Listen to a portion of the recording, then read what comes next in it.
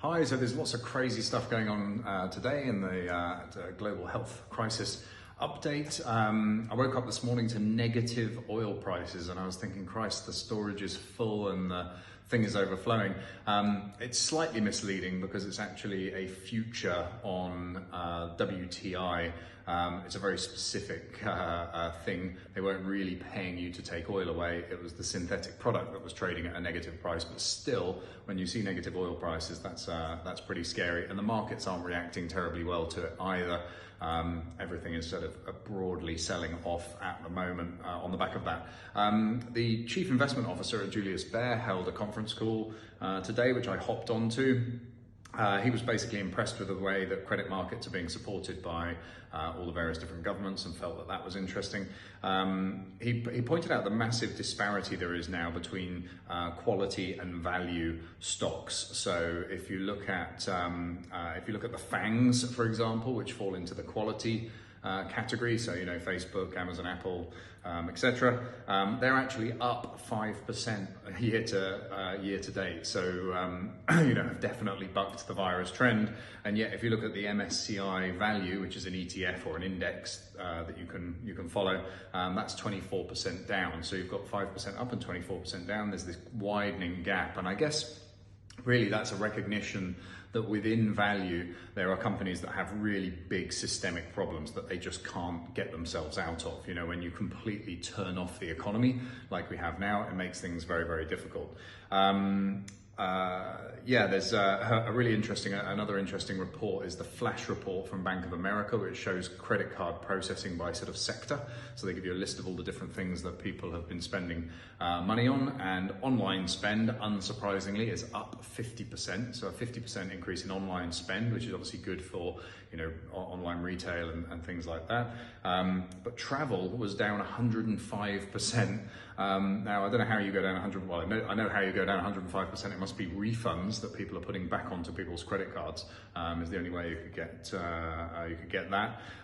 He used a really interesting turn of phrase in the conference call. He said, "We're moving from 4 decades of neoliberalism towards a new era of state-sponsored capitalism." State-sponsored capitalism, I've not heard that word or that description of socialism before, but I thought that was quite an interesting observation. They also feel that the oil market thing is a glitch. It's around this derivative product, and they feel that the real oil price is somewhere around $20 to $25 a barrel. They said follow Brent as a better example of what the real oil price should be, and they still have a target of $40, $45 coming into the year end. And what's interesting about energy and the oil price is I've read quite a few articles where people are saying, look, this is a great time for a new green revolution. This is a great time to rethink the way we kind of use this planet and stuff and come out of this crisis in a much more positive way. And you'd think that everyone being locked up at home and not being able to travel anywhere would be kind of Greta Thunberg's wet dream. But unfortunately, when you have really low oil prices, it's incredibly damaging to any environmental type of projects, because it then becomes very inefficient to build things like solar farms or have electric cars or do anything else when gas is so cheap and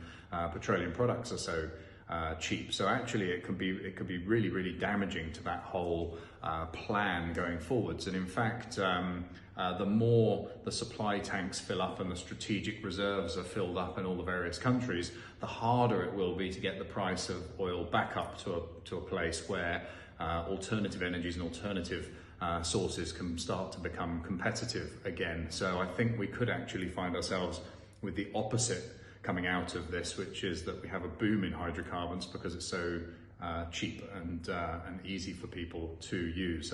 You always see in the US when oil prices are low and gas is cheap, big cars, big engines tend to get sold. So that's all for today. I will be back with more tomorrow. I'm doing Instagram live on Thursday night, 9 p.m. Singapore time. As you know, I did a webinar on Monday. There were a few questions left over from that webinar. It was all about how to do roll-ups and how to buy multiple companies together. So I'm going to do a quick Instagram live. I've not done one before, so we'll see how it goes. I'm going to answer the remainder of those questions, plus any new questions you might want to come up with. So join me 9 p.m. Singapore time on Thursday, going live on Instagram. See you then.